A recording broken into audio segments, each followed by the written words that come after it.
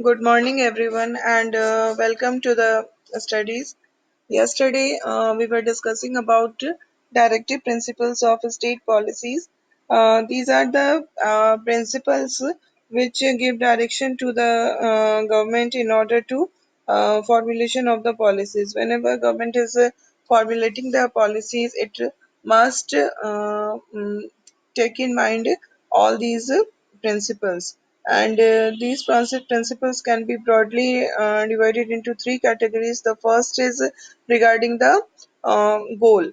Directive principles are there to make the a welfare society, make a society where people enjoy economic, political, and social justice. So, the first type of directive principles are regarding the goals, where our country, where our society needs to reach. So that is the goal. Then the second one is regarding the policies of the government.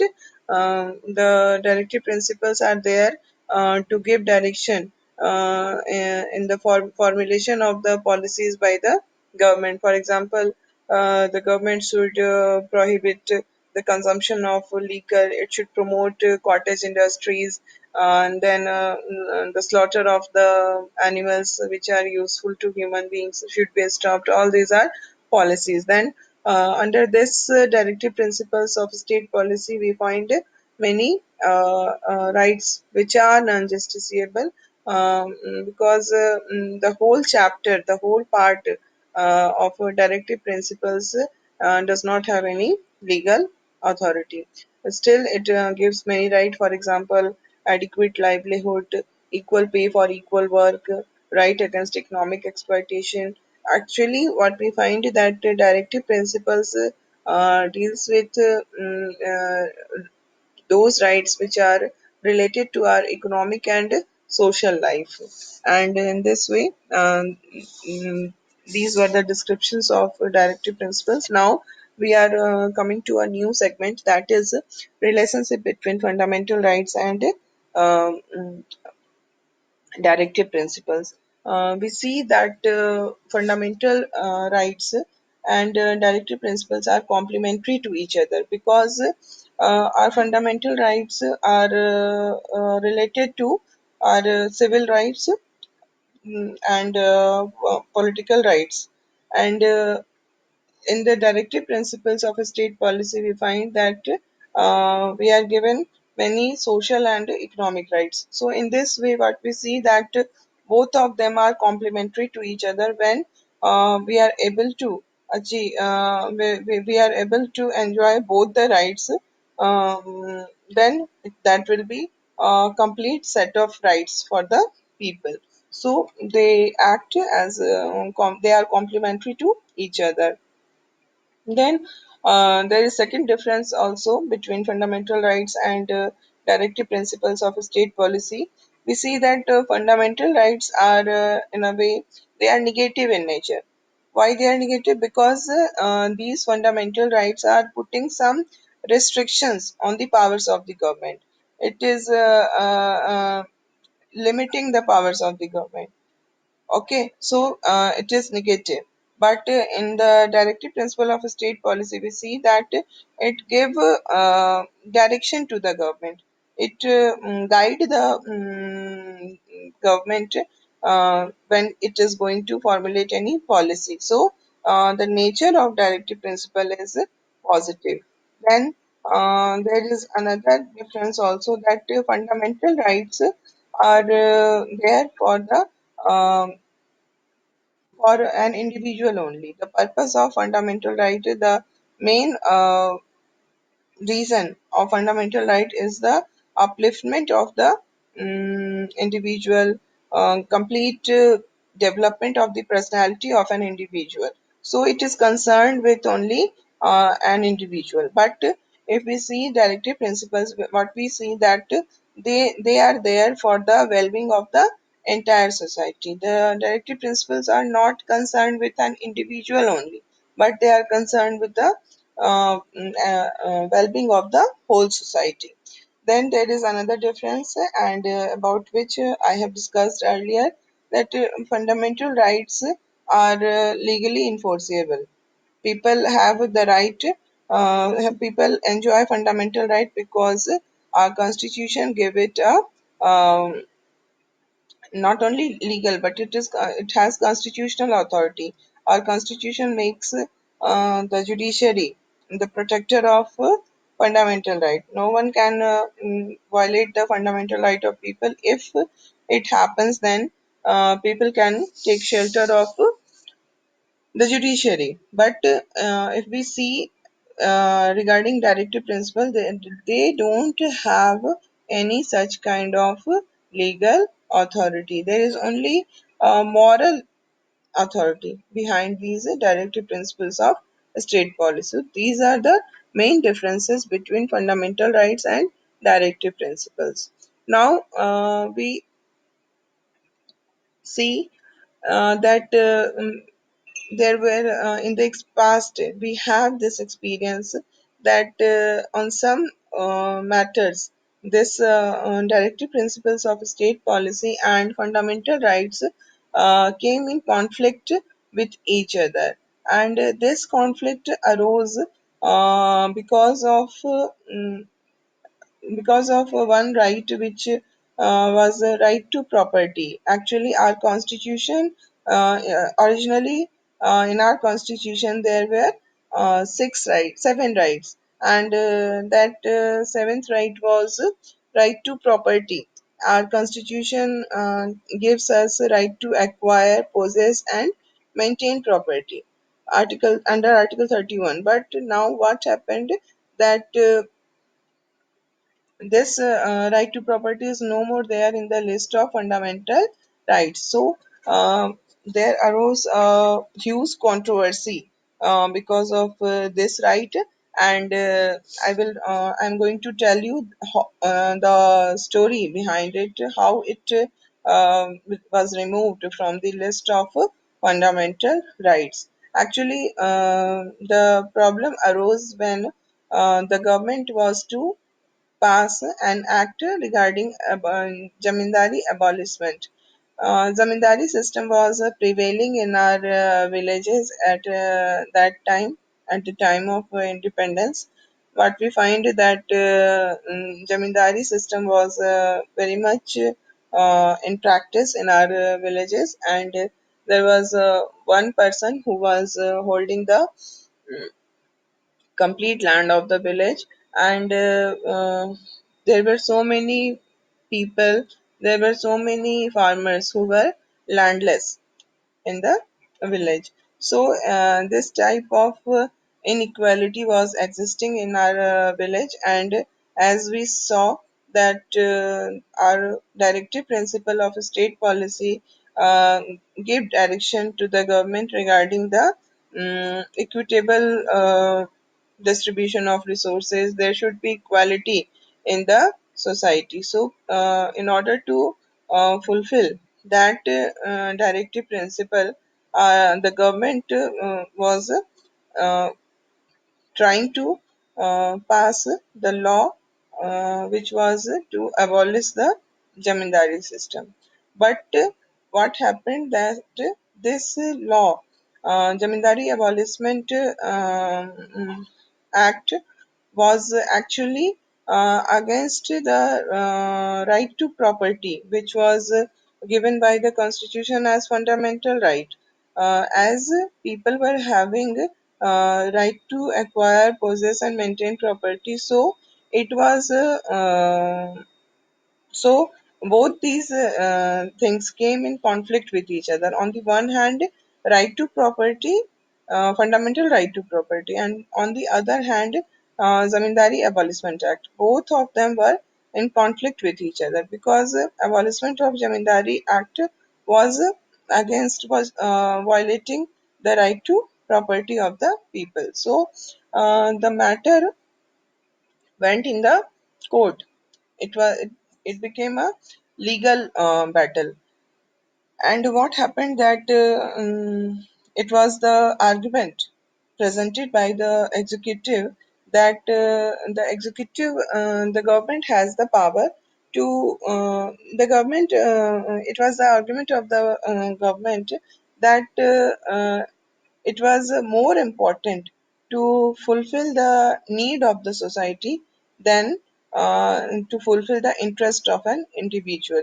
It was the need of the society that the zamindari system should be abolished, and in order to fulfill that need, in order to achieve that aim, if the government has to sacrifice this individual right to property, then it will be okay.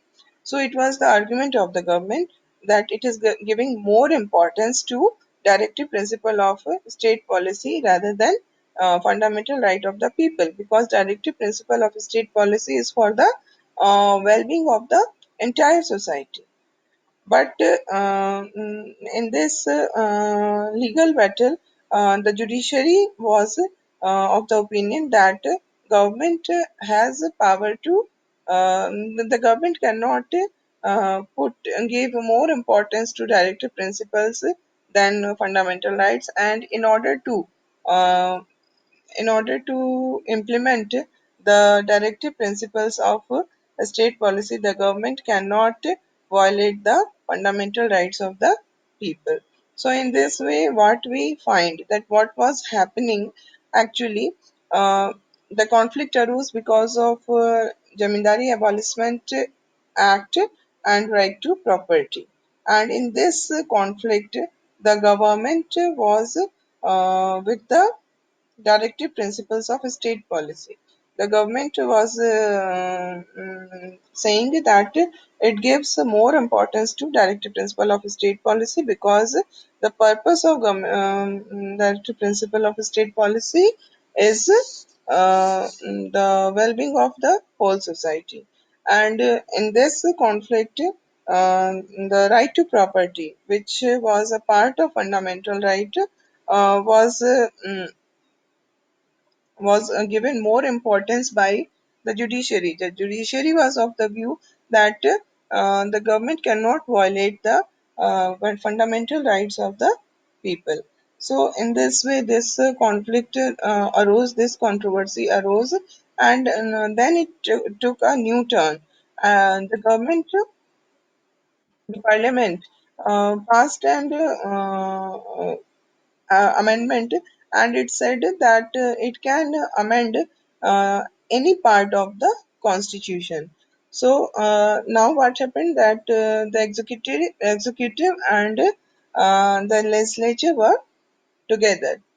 They were together in the fight. There was a kind of fight of supremacy between the executive and the judiciary. So now the parliament was also with the executive, and it was said that parliament has the authority to change any part of the constitution, any to amend any part of the constitution. But the court was of the view that Parliament cannot make an amendment that violate fundamental rights. Parliament has authority to amend any part of the constitution, but it cannot amend the those part which is related to the fundamental rights of the people. So this controversy was rising day by day. Then what happened? Then in the year 1973, there was a case, that was case one and Bharti case happened, and in this case, the Supreme Court gave a judgment, and that was the historic judgment. And through this judgment, it was settled that the Parliament has the right to amend any part of the Constitution, but it cannot amend the basic structure of the constitution, basic features of the constitution. And what do we mean by this basic structure or basic feature? Basic structure are those features upon which the whole constitution is lying.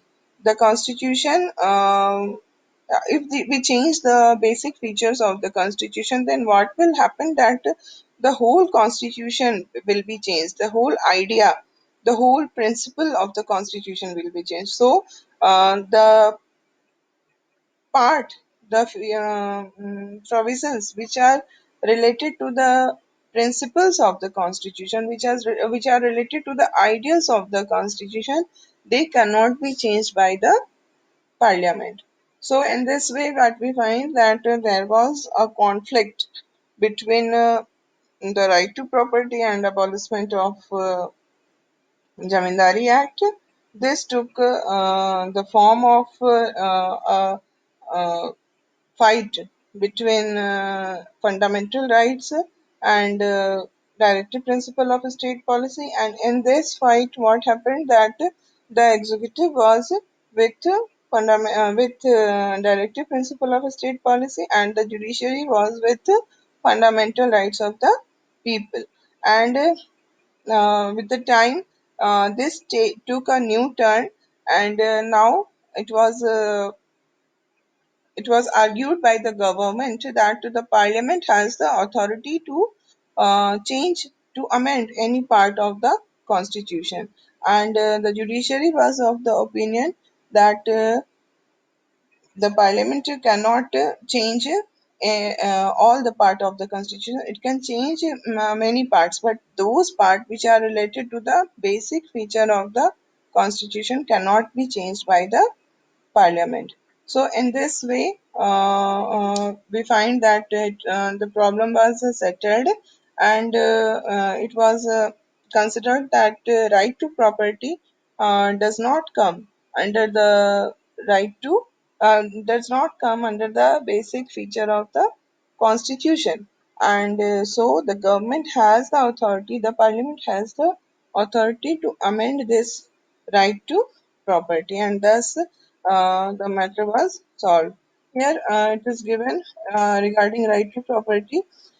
Behind the controversy about the relationship between rights and directive principle, there was one important reason. In the Constitution, originally there was a fundamental right to acquire, possess, and maintain property. But the Constitution made it clear that property could be taken away by the government for public welfare. Uh, it was written under the fundamental right to property that though the people have a right to acquire, possess, and maintain property, but the government can take away all these rights for the purpose of public welfare. Since 1950, government made many laws that limited this right to property. This right was at the center of the long debate over the relationship between rights and directive principles. So this right was at the center of debate, at the center of conflict. The conflict arose because of this right to property. So then in 1973, the Supreme Court gave a decision that was in the Keshwanand Bharti case. It was given a decision that the right to property was not a part of the basic structure of the Constitution. It is said by the judiciary, it was the judgment of the judiciary that Parliament can amend any part of the Constitution, but not those parts which are related to the basic structure of the Constitution. And it was said that right to property was not a part of the basic structure of the constitution, and so the parliament has the power to abridge this right by an amendment.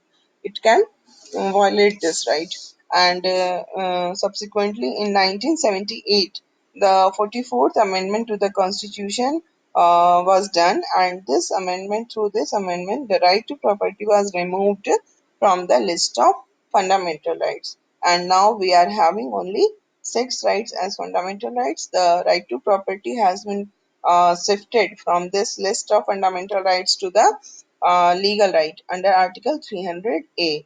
Now we have right to property as legal right, and because of this, what happened that if there is a violation of fundamental right, then we can move to the Supreme Court directly. But in case of legal rights, it is not like that. So the status has been changed regarding the right to property. Now we have completed this chapter, and here is a conclusion which need to be read because uh, of its beautiful content.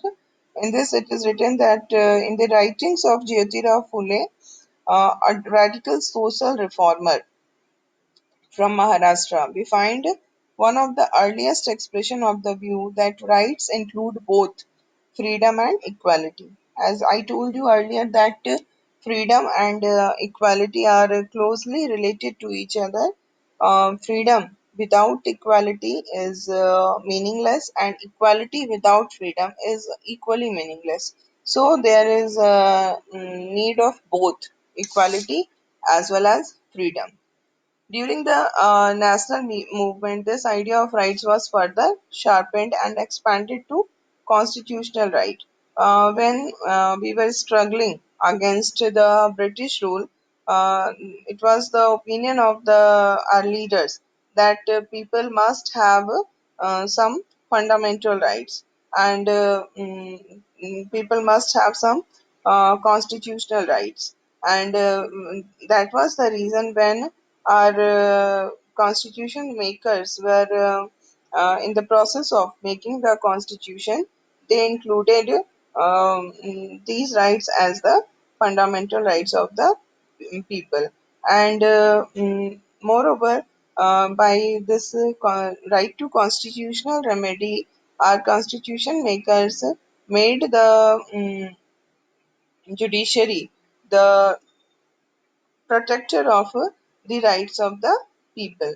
People have so many rights, but these rights will be meaningless if there is no one to whom we can go in case of violation of the fundamental right. If there is violation, then there must be some authority to and there must be some authority who can make this violation illegal, and this authority, this role has been given to judiciary. So judiciary act as the protector of the fundamental rights, and not only judiciary has acted as a protector of the fundamental right, but actually it has also interpreted the fundamental right in such a way that the scope of fundamental rights has increased a lot. It has been expanded because of judicial interpretation. And we see that our constitution gave us right to life. But under this right to life, what are included? All these things are not has been discussed in detail in the constitution. But with the interpretation of judiciary, we see that this right has been expanded a lot. For example, under the mm, right to life, it is also included right to livelihood, right to shelter, right to safe drinking water. All these are are now uh, accepted as a right to life, because if our constitution is giving us right to life, and if the government is not providing us right to livelihood, then there will be no meaning of right to life. So in this way, the our constitution has our judiciary has expanded the scope of rights. So this is the end of the chapter, and now we will discuss some of the uh, exercises which is given in your textbook.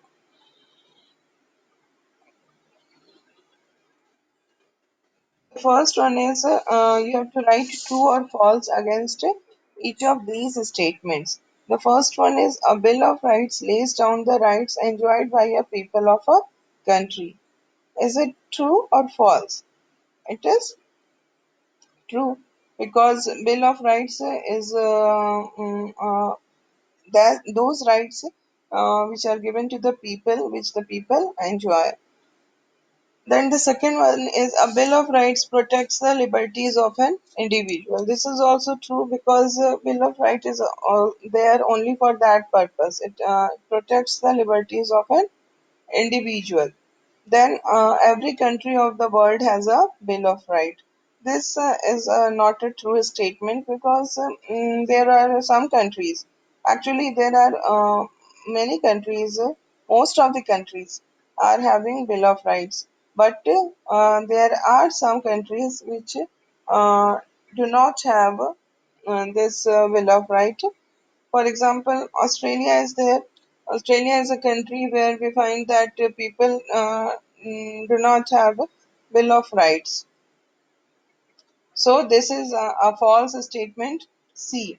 Now the last one is the Constitution guarantees remedy against violation of right. This is also true because if there is a violation of right, then the Constitution has given remedy against it, and that remedy is that we can go to the judiciary and it will issue many types of writs. Now the second question is, which of the following is the best description of fundamental rights? The first is all the rights an individual should have. In this, what we find that there are some rights, as we saw in the context of our constitution, that there are some rights which are not included in the fundamental rights. For example, right to livelihood, then right to equal remuneration. We find these rights under directive principles of state policy. So now we cannot say that under the fundamental rights, people or under the fundamental rights, all the rights are there which an individual should have. Now the second one is all the rights given to citizen by law. This is also not a true description because it is not a law which is giving us rights. Because law means an act of the parliament. We are not enjoying fundamental right because of the act of the parliament, but we are enjoying fundamental right because of our constitution. Our constitution provides us right, and not only provide, but it also protect our fundamental rights. So C is the best description of fundamental right because it says that the rights given and protected by the constitution. Then the last one is the rights given by the Constitution that cannot ever be restricted.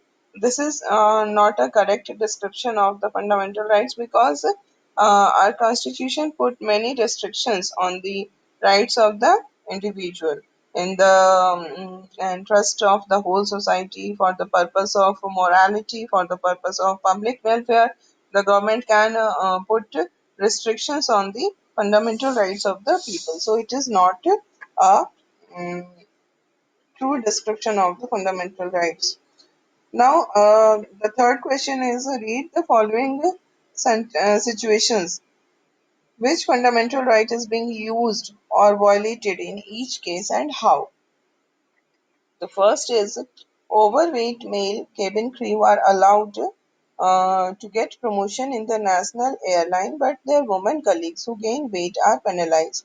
In this situation, what we find that the right to equality is violated. Why it is violated? Because there is discrimination on the basis of gender. The overweight male cabin crew are getting promotion, but the overweight female cabin crew are not getting promotion. So this is discrimination on the basis of gender, and this is the breach of right to equality. Now the second one is a director makes a documentary film that criticizes the policies of the government.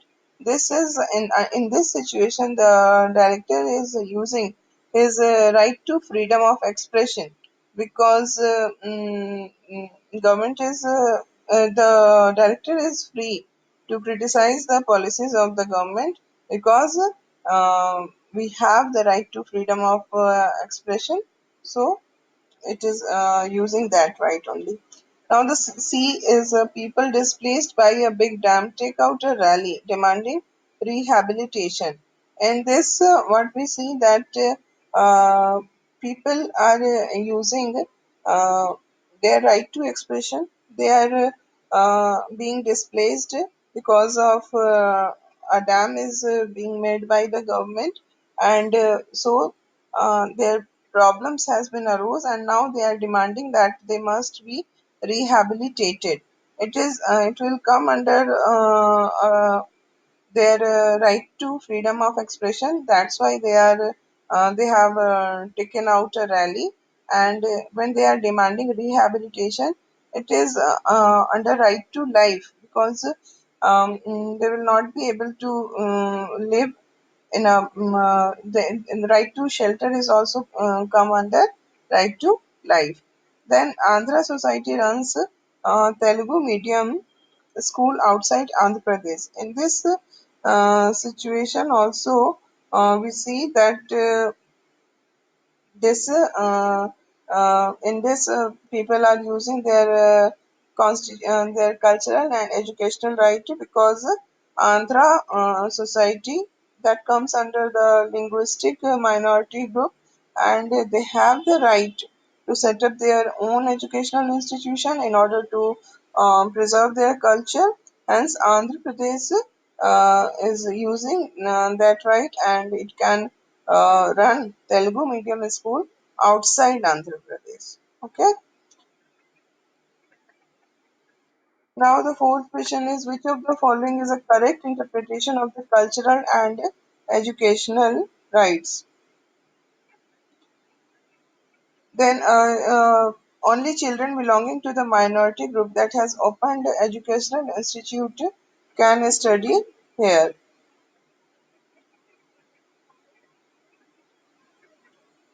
In this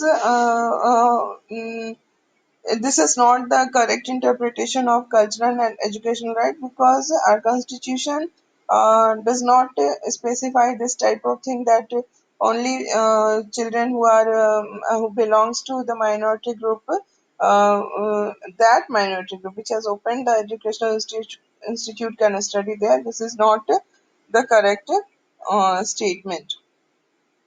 Then government school must ensure that children of the minority group will be introduced to their belief and culture. This is also not a correct interpretation of cultural and educational rights, because in the government school, it is not expected that the government will ensure the preservation of the culture of minority community. This is not the duty of the government. Then linguistic and religious minorities can open a school for their children and keep it reserved for them. This is true, because interest of minorities in India is protected through this fundamental right, and all minorities shall have the right to establish and administer educational institutes of their choice. Then the fourth one is, linguistic and religious minorities can demand that their children must not study in educational institute except those managed by their own community. This is also not a correct interpretation, because uh, mm, mm, uh, the situation is not like that. They cannot demand that type of thing, so that will be unconstitutional. So in this way, we are closing the today's session, and now we will meet tomorrow.